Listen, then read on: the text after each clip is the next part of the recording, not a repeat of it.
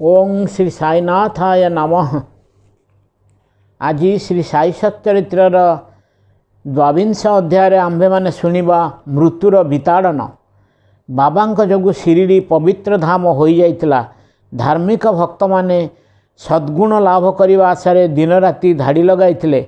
से धनी गरीब उभय को समान दृष्टि देखुतिले और अचिंतनीय कौशल भक्त मानकर कल्याण साधन करुतिले। तांकर वचन मध्यरे गूढ़ अर्थ निहत थिला। बाबा केतेबेले हास्यरसत केतेबेले क्रोधित और केतेबेले रोकठोक कथा कहती। तांकर कार्यकलाप बुझिबा काहा पक्षे संभव न थाए। एही अध्याय साई किपरि भक्त मानकर आशु विपद को जानी तांकु सतर्क करुतिले और रक्षा करुतिले तार केतक उदाहरण जानिबा।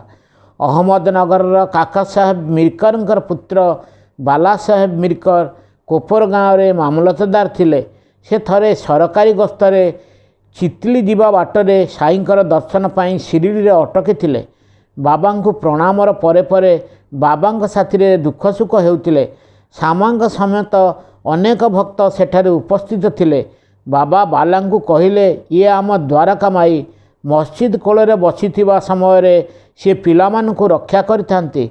से समस्त निरीह और विश्वस्त भक्त मानकर माता जिए तांको छाईरे विश्वास करे से आनंदर सिंहासन रे बसी थाए।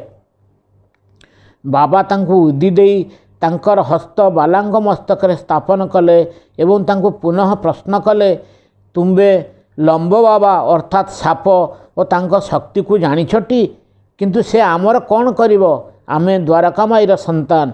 बाला बाबांको कथार रहस्य बुझी पारि नथिले। से बाबा को मुंडिया मारी चितली जीवा को बाहरले। सही समय बाबा सामा को निर्देश देले बालांक साथी रे चितली जीवा को। सामा जाई ए कथा बाला को कहिबारु से कहिले, तुमे कौन पाई सेठा को जाई अजथा कष्ट पाइबो। सामा फेरी आसी ए कथा बाबा को कहिले।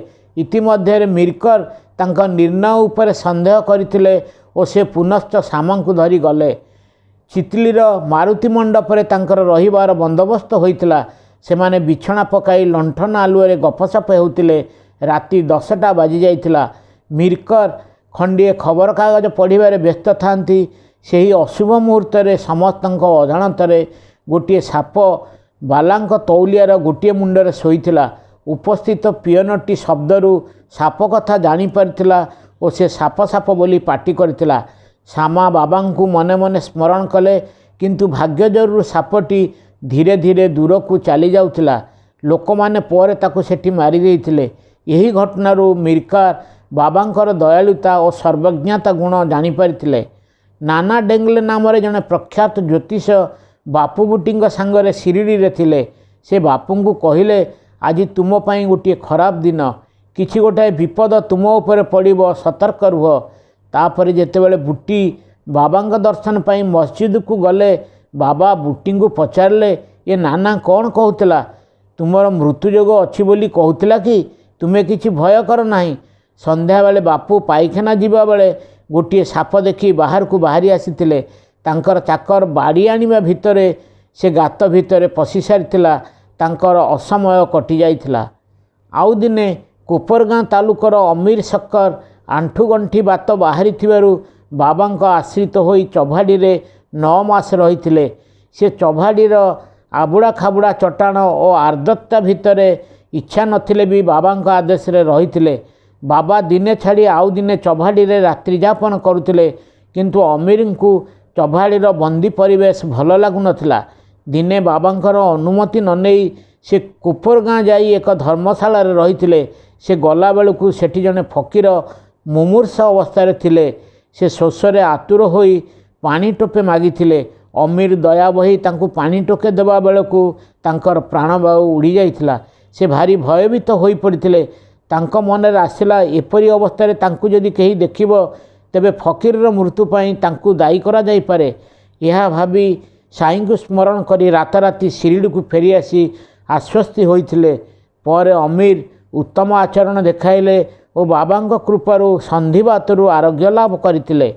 थरे चौभाड़ी रे बाबा अवस्थान करुथिबा समय राति अधरे बाबा अब्दुल को पाटी करी डाकिले ओ कहिथिले, गोटे पिशाचनी मो बिछाणा पाखरे बुलुची।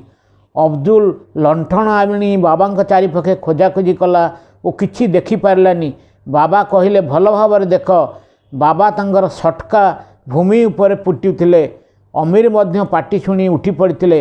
अमीर जानीगले सापटे बोध हुए निश्चय पाखरे अच्छी ताहा बाबा जानीपारी। से समय निजर तकिया पाखरे कौन गोटे चलुथिबार अमीर देखिले और अब्दुल्ला को डका पकाइले।